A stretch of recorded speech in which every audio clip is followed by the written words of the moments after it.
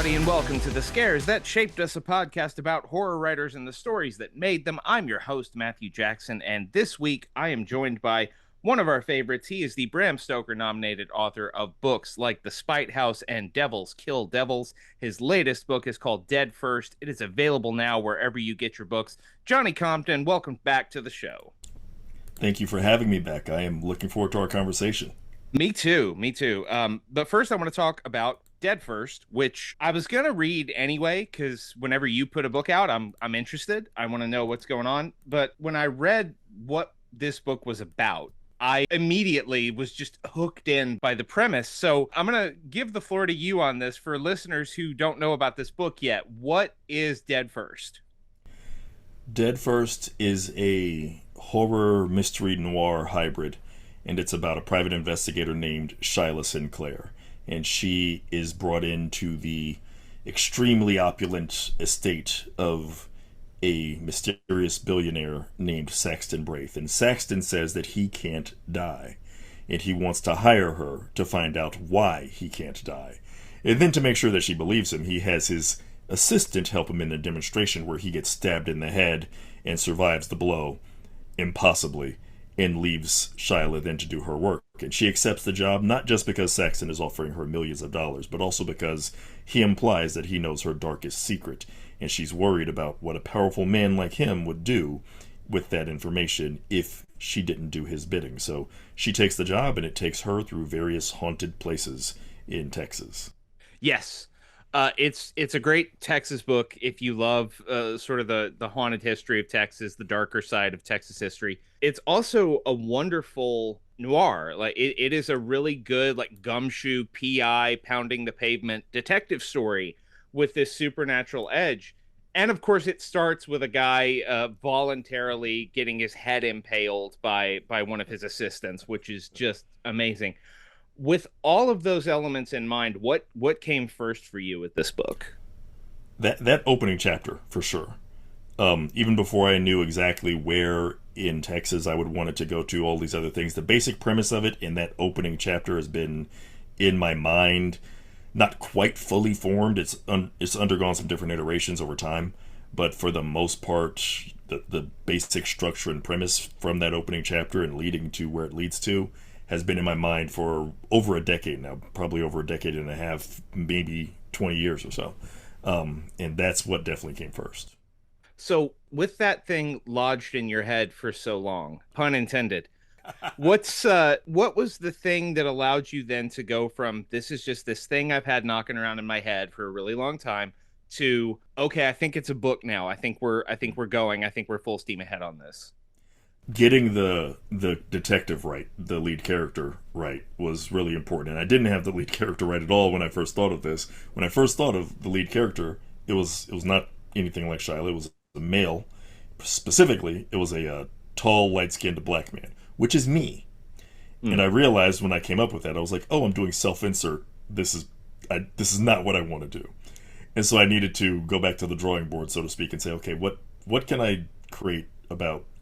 What can I create as a character? Who can I create that will do the story justice and be somebody fascinating to write about? Because I don't think I'm a particularly fascinating person. Even my fictional version of myself, I don't think would have been terribly fascinating. And my first attempts at writing it, they had my sense of humor and just bad all around, just a bad self-insert thing.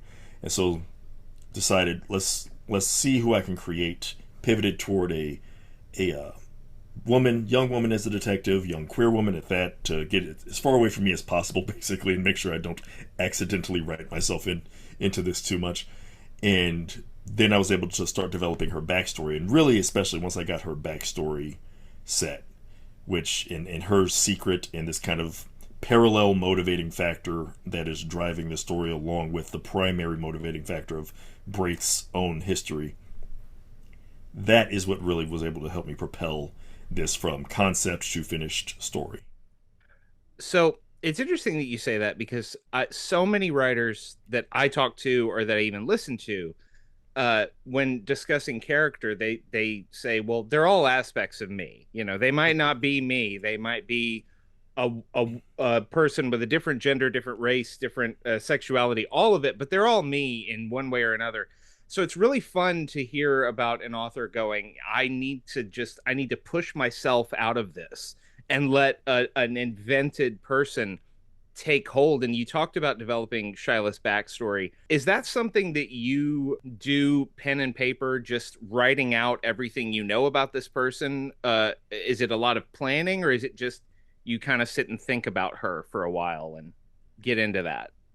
It's a combination of both. I do take notes, but my notes are like haphazard. Like I Mm. do.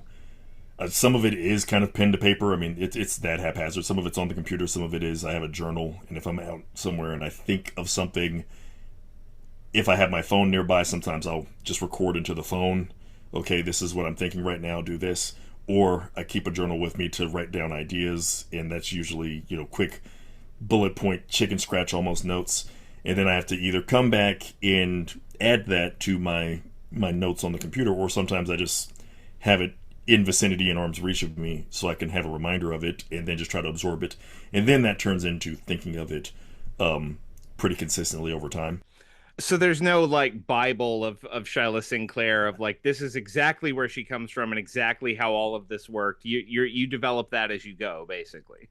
Not Yeah, there's not a strict Bible. There is like a folder in Microsoft OneNote, and I'm probably going to try to find something other than Microsoft OneNote at some point because I'm annoyed at how much they're trying to throw Copilot AI at every damn thing. But anyway, Amen.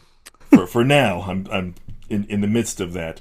But there is a folder for Shyla that is more so. These are the things I'm taking inspirations from. So some of her backstory is kind of ripped from the headlines, quote unquote, so to speak, real events that mirror her own backstory without spoiling anything.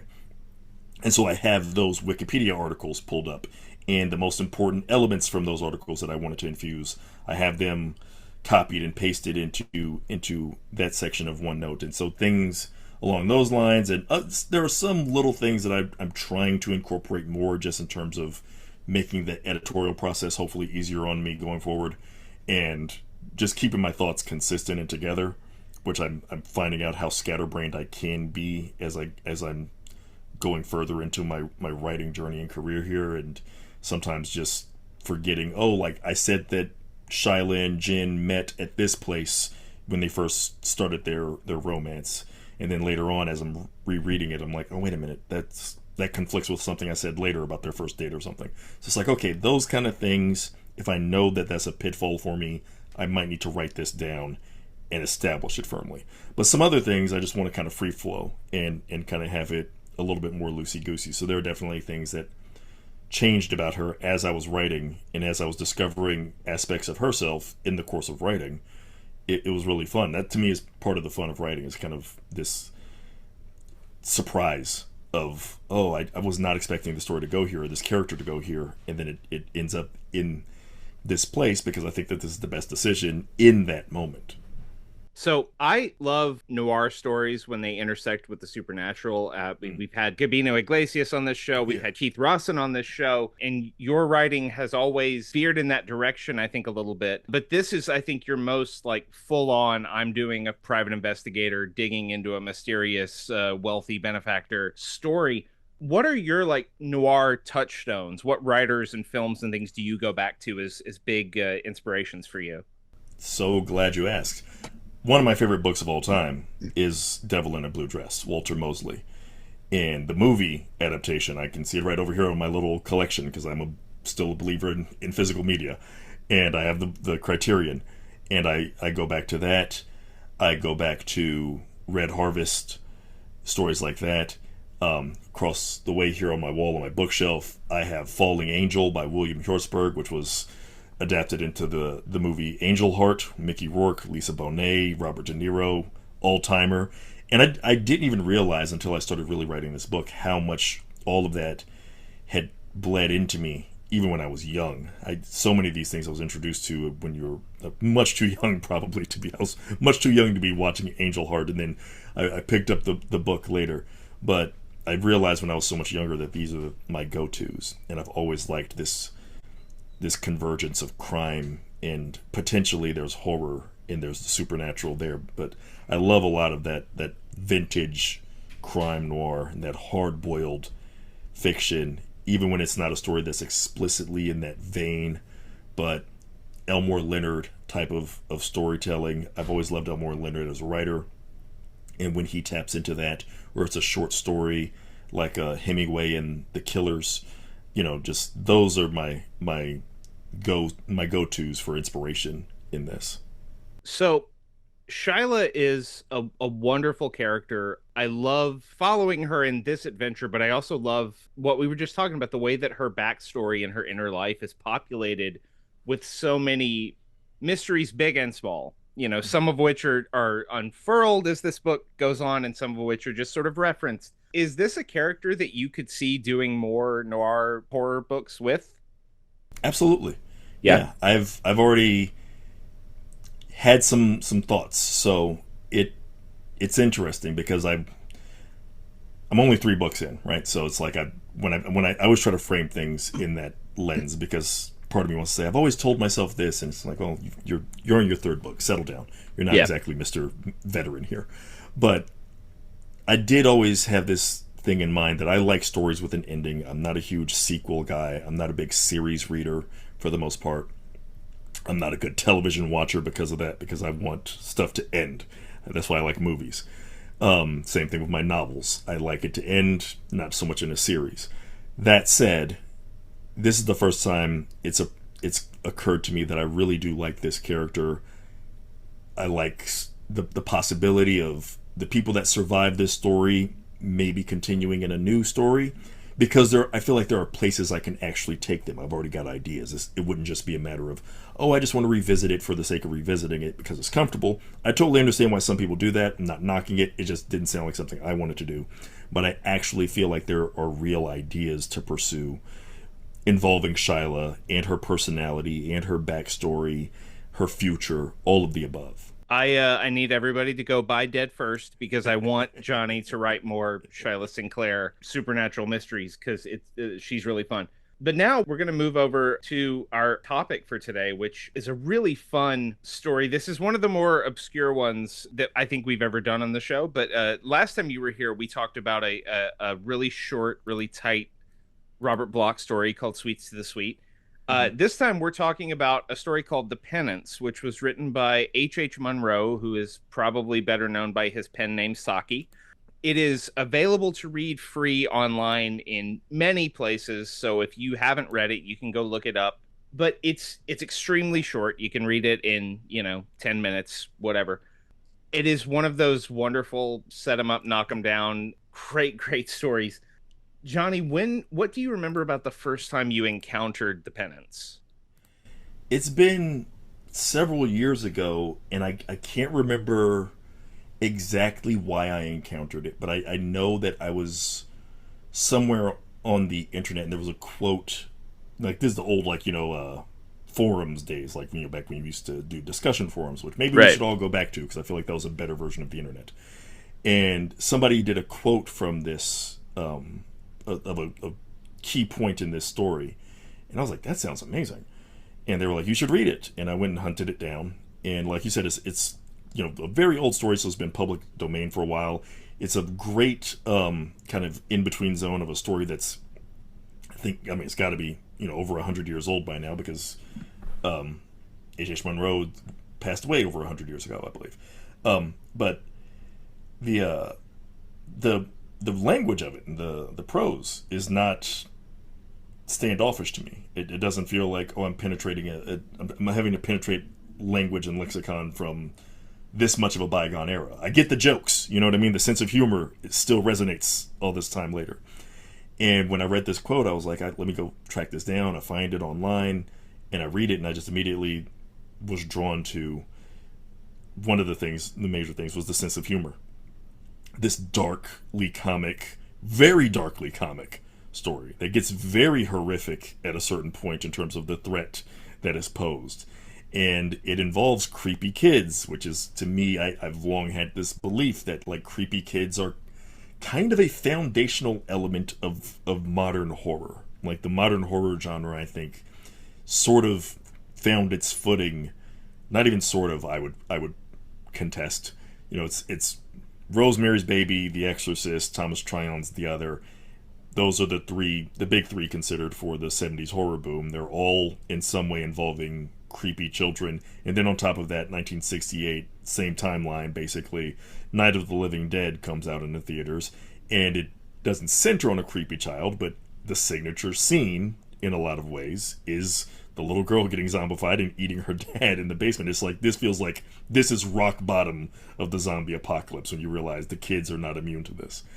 And so this story involves that many, many, many years prior to all of that. And I was just immediately drawn in. And I don't think it's a coincidence that The Spite House, my first novel, has a creepy kid. You know, I was gonna say, yeah. I think that all of that, like multiple creepy kids actually in The Spite House, and that is my, it's, I don't even want to say it was an homage, because I feel like I wasn't consciously doing that at the time of The Spite House. I feel like it's inescapable, and I feel like stories like this are why it influenced me so much that it was like, this is my first big foray into trying to finish a novel, and it's like, well, of course there's going to be creepy kids involved. It's a horror story. Like, I feel like I need to clear this bench first before I can graduate to the other things. But this is the starting point, and this story is kind of, I mean, I feel like a perfect way to tell that creepy kid story, and at the same time show that kids can be both the danger and the ones endangered within the same tale. Yeah, that's one of the best things about it. Which again, if you haven't read the story, we're going to talk about it. It's very old. Pause the podcast, find it. It'll take you a few minutes. Come back, listen to us. But the Penance is about a man named Octavian, and one thing I love about this story is this: the opening paragraph is very quick to state. Octavian's a good dude. Yeah, yeah. He's a nice guy. He gets along with everybody.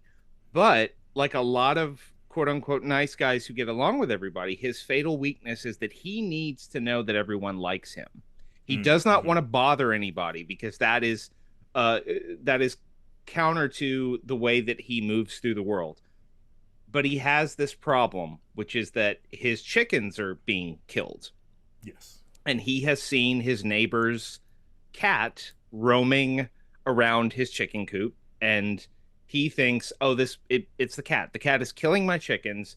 I need to get rid of this cat. And he goes so far, because again, he doesn't want anybody to dislike him.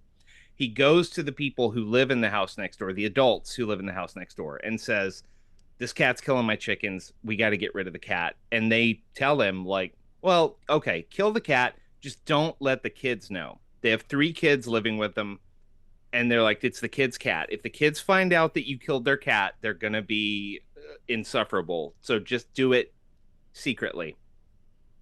And then, of course, the kids find out. Yes. Um, and it has this wonderful image that he conjures, where the kids are looking at him over the top of this big wall that he has to walk past to get down the meadow to his chicken coop and everything. So he walks by there every day, and one day the kids are watching him from the top of this wall, and they call him a beast. Yes. They say, you killed our cat, you're a beast. And Yes. the rest of the story, as the title implies, is him trying to find a way to get these kids to forgive him for killing their cat. And it is creepy kids, it's a little bit of folk horror. Mm-hmm. It is this wonderful, it's also, in just a few hundred words, it's this really cool exploration of how the way that adults teach kids about morality is warped in the minds of the kids. In breaking it down further, like, essentially what happens is, first he buys the kids a box of chocolates, because, like, of course, kids like candy. I'll buy their affection with candy. He They thinks he can buy them off, which is like Yes. also like I love that element. And like, there's so much I love. I'll let you go, but the No, no, story no. packs so much into a relatively short, short story, tight time frame. But there's a lot that it gets into it, and it's like, what is his sin? Because like I'm sure you're going to get to it, but also, by the way, the cat wasn't responsible even for killing the chickens. Yes, this is the other fun wrinkle. So yeah, at first he tries to buy them off. He's like, I'll get you some candy and you'll be happy and you'll forget all about your cat. And then you'll like me again and I can go about Mm-hmm. my day. Because this is the other thing is like he did not want to kill this cat. No. He was not like relishing killing the cat. He was like, I gotta my chickens. I gotta have chickens, so I gotta do something. Um and the children then throw the chocolates out of the box over the wall into the grass so he'll see them when he walks by the next day. And while this is happening, like you said, they find out like, oh, because chickens keep dying. Yeah, And he they're still dying. realizes it wasn't the cat. It was rats that were killing my chickens, and the cat was hunting the rats. So the cat was actually helping me, and I killed the wrong thing. And that makes the children even more angry with him. They're just like, you killed our cat for no reason. You're a beast. You're horrible.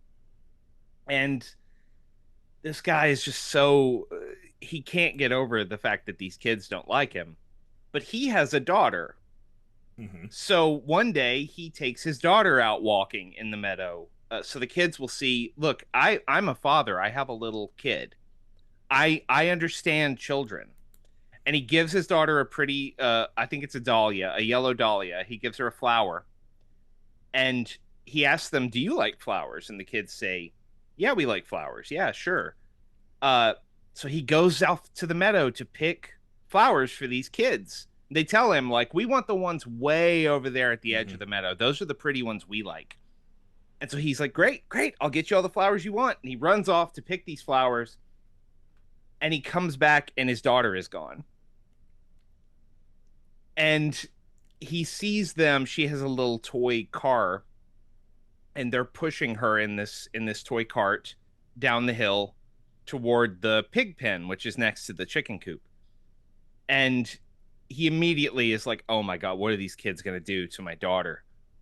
And they take her to the pig pen, and while they're doing this is another interesting wrinkle of it. While they're doing this, he asks them, "What are you trying to do to my daughter?" And they say, we're gonna dismember her until only the palms of her hands remain," which is a Yes. biblical reference. And he's like, "Oh, they know Bible history." And they keep Yes. making like references to the Bible and to history, and it's very clear that these children have essentially, by being taught the moral correct things that are in the Bible or in history, by being taught these very basic tenets of morality, they have come to understand that the way that morality works is if you do something wrong, you get punished. Yes. Because if you're a kid, that's how it works. You do something wrong, you get punished. And they are telling him all these horrible things that they're going to do to his daughter, and they throw her in the pig pen, and she starts sinking in the muck. And he tries to go in after her, and they try to hold him back, and he's begging them like, I have to get her out. She's going to die. She's going to sink. Because the daughter, by the way, his daughter is only 2 years old. 2 years old. Yeah. It's a toddler who really is defenseless, is sinking in this muck and is going to suffocate in it. And he says, I'll do whatever you want. Just don't, please let me get my daughter out of this. Please. And they tell him, your penance is you have to wear a white sheet and hold a candle and stand by our cat's grave and chant. I think it's I am a miserable beast I is believe. what they Yeah. tell him he has to say. I I'm mean, checking this now. I was gonna say I've got the story up. I wanted to get like make sure we get the I get the quotes right, but yeah, I believe it's Yeah, I'm a "I'm a miserable miserable beast. beast." Yes. And he has to chant that over and over while wearing this sheet and holding a candle at night. And he says, "All right, I'll do that for a full half hour. I will do that if you just let my daughter go." And so they do.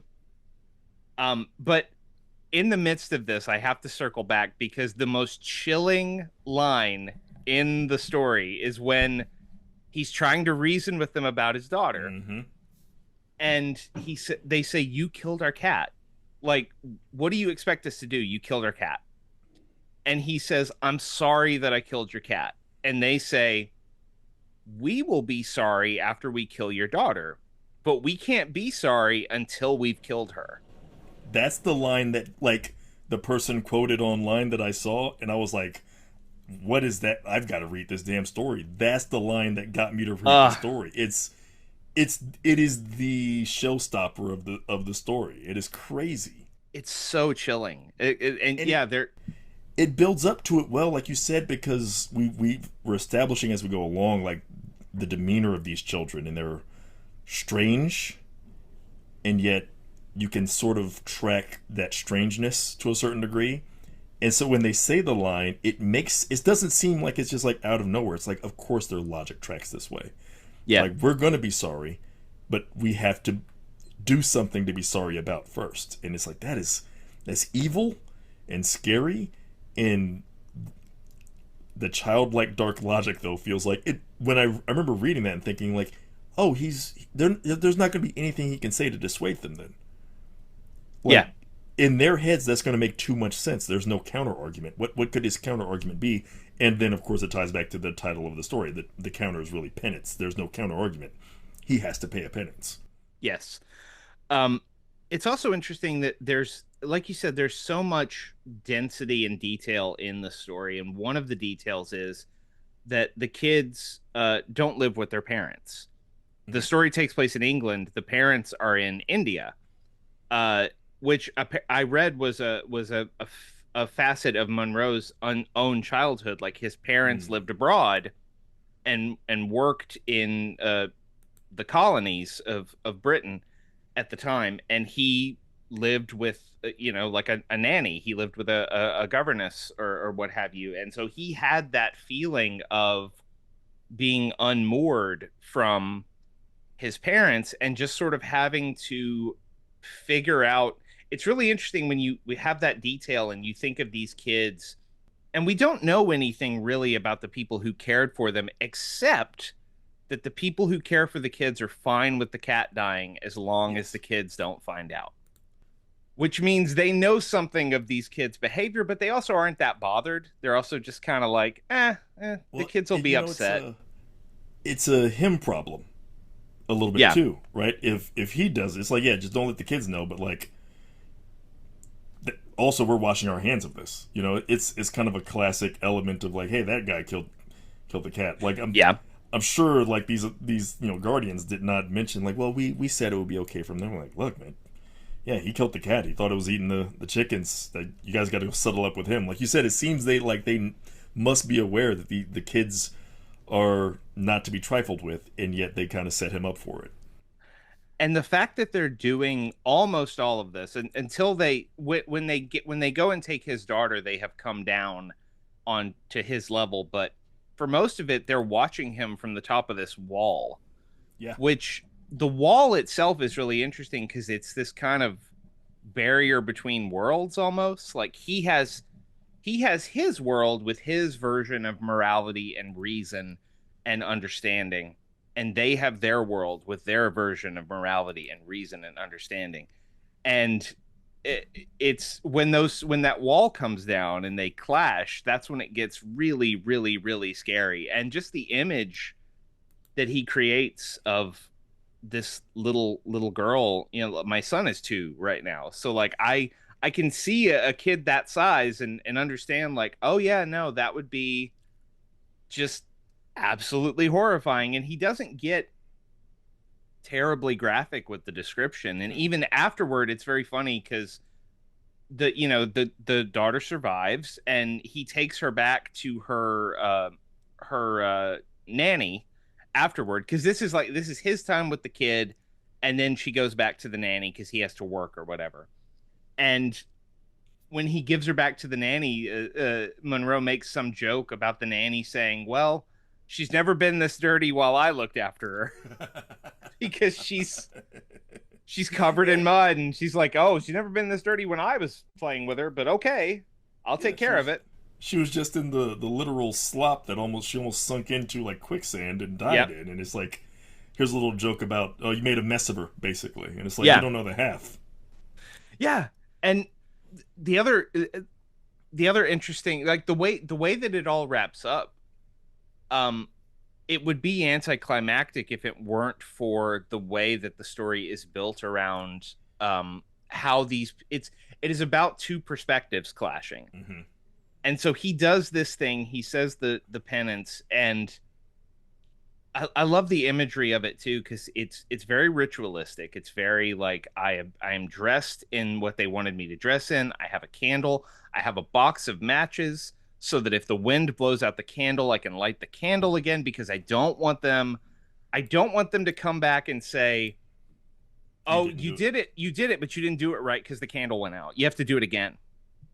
So he does all of this, and then the only recognition of uh the only like response that he gets is the next day there is a piece of paper stuck on the wall and it just says unbeast Yes. because they call him beast throughout the story, and they just say unbeast, like we are no longer labeling you a beast, you can go about your business.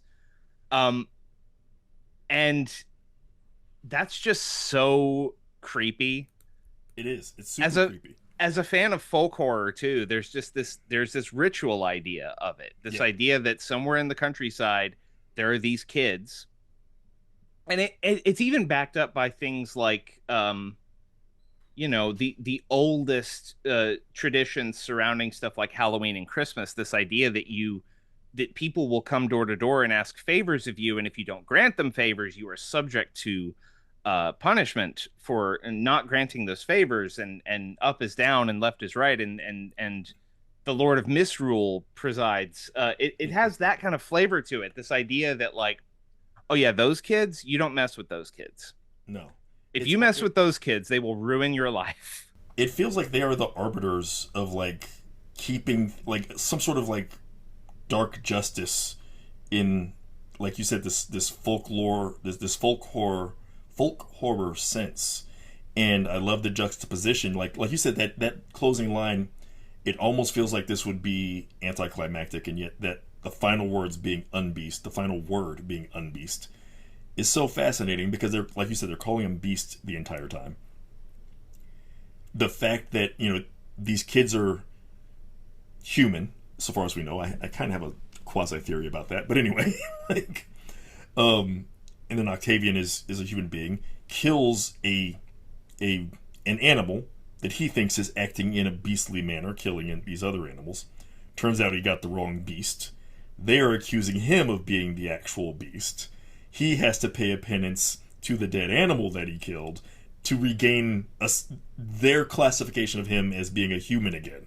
I love the way that this is kind of balanced against each other. The idea of feral and civilized, and even the way that we are in the story made to look at, and understandably so because of the way that we've been civilized, right? It's killing somebody's pet cat, even if it's killing your chickens. A lot of people would side with, like, read that would be like, I'm siding with the kids. Yeah. Like, don't mess with my cat. Even though he's killing the chickens. And it's like, there's the animal lover aspect, but it's like there's a certain, like, okay, there's certain animals that we just accept. It's, kind of okay for them to die, maybe in a more humane manner. Or it's okay for animals to kill other animals, but we're not going to be okay with a human interfering in that. Yeah. And then yet, at the end, when it turns out it's the rats, and we find that out, and it's like, if he had killed these rats, nobody would probably think. It's a completely different story if these kids had a pet rat for some reason, and it turned out the rat was the one he killed because he thought that was it, and you flipped it that. Nobody would be like, oh, these kids are okay. Like, they had a pet rat. You'd be like, well, these kids are super weird. Why do they have a pet rat that's going around killing chickens? It's just, the interplay of it all is like one of the things that I fell in love with when I read this story.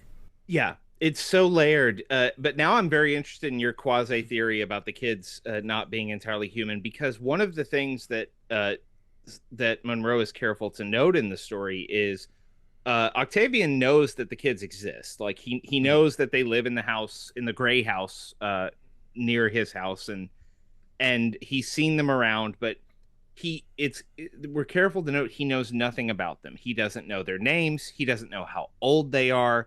He knows Mm-hmm. that they look like there's two boys and a girl, but other than the, and they're white. Like he does say at one point he sees the white faces peering over the wall. That's really all we know about, and their parents are in India. Those are the Yes. only real details we get about these kids. And they take on some level, there's a universality to it. There's an idea of like, well, any kid would be upset if you killed their cat. Of course, we can all understand how that is, but there is an otherworldly quality to these kids. Yes. Yeah, like you said, like there's a specific like set of sentences in a paragraph where it goes out of its way to talk about how Octavian doesn't know certain things that he feels like he should know. I like don't know their names. I don't really know their exact ages and things. Like I can approximate certain things, but I don't really know a lot about these kids. I know that, like you said, I know that they're present. I've been warned about them and the consequence of this, but I don't really know that much about them. And I remember after I'd already read this story, and then a few years afterward, I'd encountered this British, I think, made for TV little horror short. I think it was like only half an hour, but it was talking about like how some places just have a primordial force that's there to kind of regulate humankind to a certain extent, and this is kind of the source of certain hauntings. Was the kind of premise of this story. Certain hauntings are ghosts in history, but they try to bring in the standard stuff to exorcise this spirit, and it turns out this is like a spirit of the land itself. This is not an unquiet ghost from history, and oh, this is where my bones were buried, and if you give me a proper burial, then I'll leave you alone. No, this is some spirit that's just basically like, you don't belong here. There are certain places you're not supposed to be as human beings. I didn't authorize human beings to build land here, so I'm going to chase or build a property here on this land. I'm going to chase you out. Your house should not be here. And then I went back and I something was nagging me about this, and I was like, huh. And eventually I went back and reread the story because I reread it every so often because I do find it just amusing in a grim way because there are just sneaky little slices here of just what I think are just really great writing. And as I was reading it, I connected these two things in my mind. And I started to think of these kids as like a force or spirit in the area that is like, okay, nature is doing its own thing. You brought in these chickens. We have predators. This is just the balance of things. Don't interfere. Now you've interfered because when they're the chosen method that they talk about killing his daughter. They do mention at first like we're going to roast her over a fire, I think at one point or something like that. Yeah. But then what they settle on is like we're going to throw her to the pigs, and the pigs are going to devour her, right? And like you said, like this only until only her palms were left, etc. And there's like this bizarre, hideous attempt at balance of like, okay, you human killed our beloved animal. We're going to use one of your own animals to kill your beloved offspring, your daughter. And this feels like something that like some strange spirit that is passing as human, like you said, because they do know history and it's established in the book. So maybe they're like they've gleaned enough of human civilization and history to like, okay, I can quote your stuff back to you. But my primary objective here is you. There needs to be an understanding of the balance of the order here, and you've interfered with that balance. And then at the end, he's paying a penance. It's almost a religious, like you said, it's a ritual. It's almost like a okay, we have to do something quasi-religious here in order to balance things out. You need to pay this penance, not to us even, to the cat that you killed at its graveside. And you need to wear this sheet and light this fire and do this, and only then will we be appeased and ordain you human enough again to carry on about your day. I don't know if I 100% believe the theory, but I think it's written in a way where it's like you can entertain it legitimately and it's kind of fun. It's very similar to one of my favorite short stories, Shirley Jackson's The Summer People, which Mm-hmm. is very much it has that same sort of primordial feeling of some energy is presiding here that you don't understand. And if you break the natural order, and in the case of that story, the natural order is the tourists leave at the end of the summer, Yes, uh, yes. then something is going to happen to you. And in thinking about this in terms of your own work, I mean, all horror in some way or another derives from an upset of the balance of like, here are the Mm, rules, here is how your normal life is supposed to go, but now something is going to interrupt that and break that harmony in ways that you don't necessarily reckon with. But in hearing you talk about your theory there about this story, I thought about um I've forgotten your protagonist's name in the Spite House. I'm sorry. oh, that's okay. Sometimes I forget too. Eric.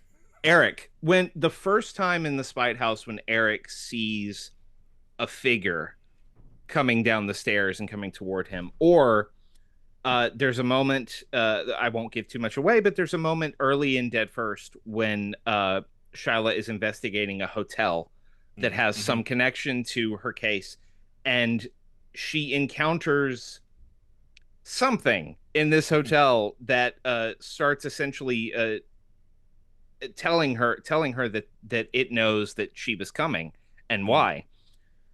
There is that sense of bigness in your stories. Like I feel like your stories are very intimate and very character driven.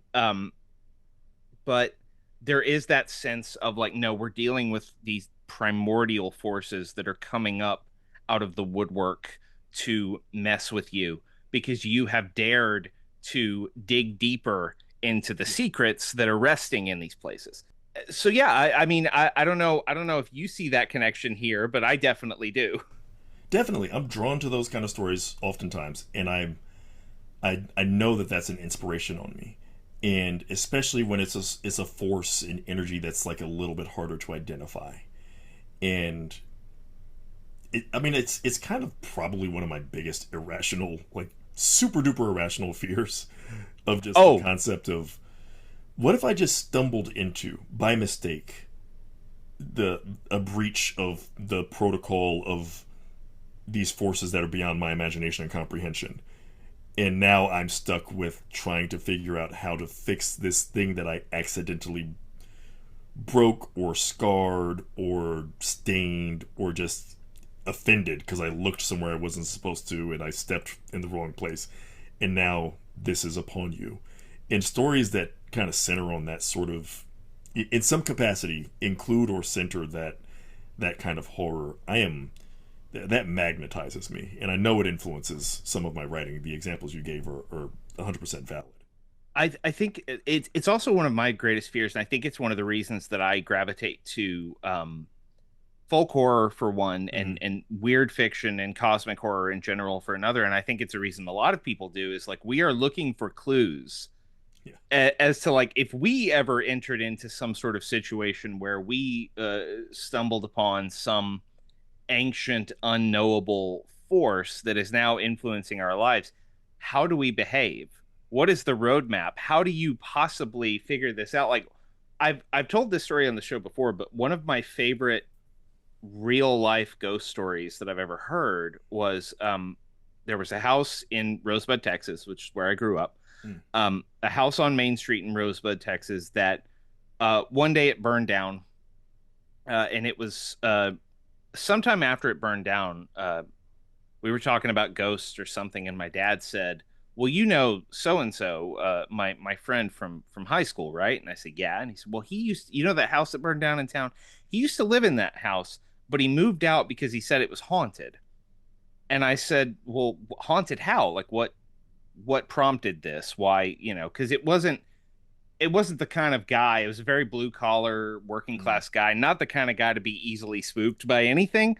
Um, and he said, "Well, the story apparently is that they moved into this house, and like a couple weeks had gone by, and one day he saw something in the hallway of that house, and immediately walked into his bedroom and told his wife that they had to move." Oh And shit! the legend goes, like the local lore is like to this day he's never told anyone what he saw.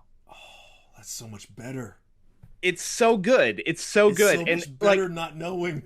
I will never, if I'll write fiction in one form or another for the rest of my life, I'll never be able to replicate the chill that went down my spine when my dad told me that. But I'm But gonna you're chase it. chasing it. I'm You're chasing it chasing it. forever. It's That is. it's that thing. It's that like, what would I do? What could I possibly witness supernatural or otherwise, that would make me instantly go, I cannot be in this place for a second longer than I have to. It's so like that's so like you saying that I'm visualizing it even, and I'm like, this is one of those things. I've got a quote that I've put on my website before that is from John Carpenter, where he talks about the his kind of counter to the whole idea of you never show the devil, right? They say, and I am a believer in this. I love John Carpenter, where he says like, you never show the devil if you have a stupid looking devil, like if your costume's going to be bad for your character. But if you have a good looking devil, then you show it. It's going to scare the hell out of the audience, and I do agree with that. That said, though, there is something unique and horrifying about. I'm just picturing, because this is all we have to picture, is just this blue collar guy in his house sees something in the hole, and all I see is his face and Yep. his reaction. I Yep. don't get to see what he saw, but then he walks over and tells his wife, "We got to move like immediately now," and like never knowing, and I'm just like, you can't, you kind of can't beat that. Like Yeah. that is an unbeatable. Like when you said that, I was just like, oh, because in my head you said you saw something in the hall, and I was already kind of like something was trying to materialize Yeah. in anticipation, and then you said he just kind of like immediately his reaction. Then I realized, oh, this is never going to form in my brain. This thing that's trying to materialize, it's never going to fully form. It's always just going to be this, not even an amoeba. It's just weird and shapeless and undefinable now, forever. And that's the magic of the genre and of fear. And I love the way you put that. Like you're going to chase. You're writing this. You know you can't get there, but you're chasing it. I feel like that's those of us that really really love this. To some extent, we all have some element of that in us. Like where we realize like something hit us when we were young, and I don't know if I'm ever going to be able to replicate it. But I've got to try. I've got to try forever. In John Carpenter's case, the devil is a vial of green goo swirling in a church basement in Los Angeles, which is a great devil that you should absolutely show. Oh, I just rewatched Prince of Darkness for a piece I wrote not too long ago. Love that movie. so like honest to God, one of the scariest things still to me to this day is I can't remember the actress's name, but her coming out of the church and the dream that is not a dream, that replay of the vocals, and they're like, this is not a dream, Yep. like this is a vision from the future, and they're sending you a warning, and it's just like, and then by the end of it, it happens again, but it's like not her, or it the first time actually it happens, it's It's not just a her, and figure, then at the end and it's then her. it's her, and it's just Yeah. like, ooh, the chills I get just even thinking about that. I What a oh god, and I'm gonna rewatch it again too. I wrote a piece about it. Like it was John Carpenter's birthday earlier this year, and we did a week of John Carpenter stuff at Bloody Disgusting, and I wrote a piece about that scene because it is one of my favorite scenes in any horror film. But it all taps into that idea that no matter how many rules we set up for this stuff, and we can set up all kinds of rules. This is how you kill a vampire. This is how you kill a zombie. This is how you get a ghost to leave you alone. This is how you exorcise a demon. There are some things that you just are never going to know. And this story, going back to the Penance, it's full of that. Like, there's a version of this story that I'm sure someone could write that is full of lore and rules and ancient secrets come to light. And I love that too. Like if you tell me that that MR James thing of like this is about an academic who digs through old texts in a churchyard and finds this secret. I love that too, but and there's a version of the Penance that is he's Yeah. going to go do the research, he's going to figure out what makes these kids tick. But the idea that it is rendered in such a short sweet form that we get to imagine all of those rules Mhm. and all of that lore and we can paste as much of it onto it as we want or not, I think makes this an amazing story. Right, because it truly can exist in both of these worlds where there's all this hidden unknown lore, or it's just three messed up kids and a guy who made a mistake, and these kids are just weird and twisted, and it depends on your point of view of which version of that you find more engaging. I'm way more with you on the there's stuff hidden under the surface here, and the fact that we'll never know.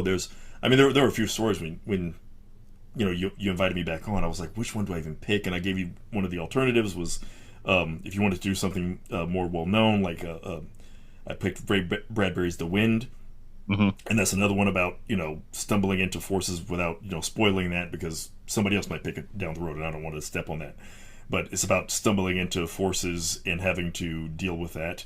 There's another one of my favorites. It's called The Four Fingered Hand, and I can't remember the name of the author right now, but I remember blogging about that. And it's another one that's about the idea of we have established rules of engaging with the supernatural, and we have an understanding of what it means and the omens and whatnot.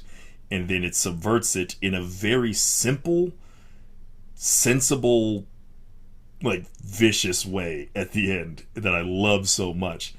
And that's one of my favorites. And again, it gets into this element of what is or isn't knowable about these forces, and it would make sense for some of these things if they were out there to just be completely unknowable to us. We're not even really asking the right questions. We're trying to impose our own logic Which is, yeah, onto something exactly that what is the story's about. Yeah. yes, yeah, exactly.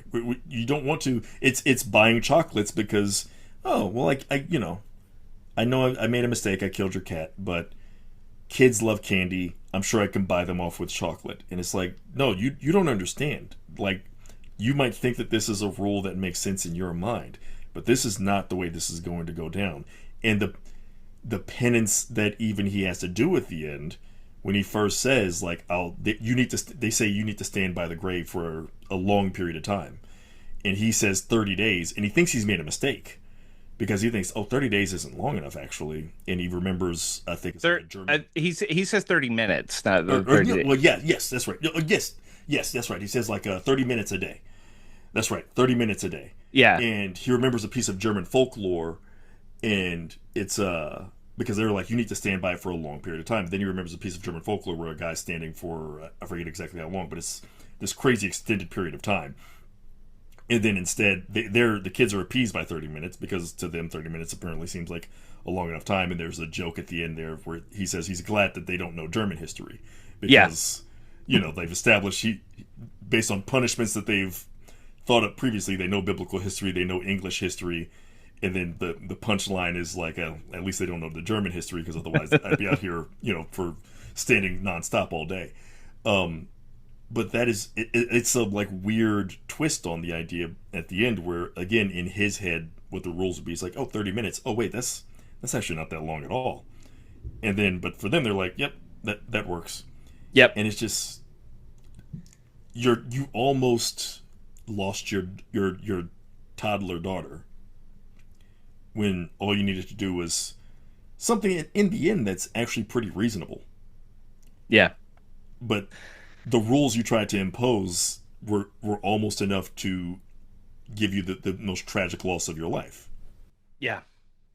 Um, we could talk about this again. This story is so short. We could talk about it for another 2 hours, I feel like. But we're gonna wrap up. This episode will go up on February 18th. Okay. I know you are going out on tour to do some events for Dead First. Before we let you go, will you let everyone know where they can find you online and what you have coming up? Sure. Online, you can go to johnnycompton.com. You can also go find me on Instagram or TikTok at Compton Writes is my handle there on both of those. And coming up again, I've got a book tour. By the time this is released, I'll be in the midst of that for Dead First. And later on this year, I've got my first sci-fi horror story coming out, a novella coming out through Shortwave, an absolutely amazing publisher. And that should be coming out. Right now we have it scheduled for November of 2026. And that's what's on the horizon for me. That novella is called Chimera Skin. Chimera Skin, yes. Y'all should go pre-order that. The short story, by the way, The Four Fingered Hand, is written by Barry Payne. I Yes, went okay. and found it on your website because you said you'd written about it, and I Yeah. googled it real quick.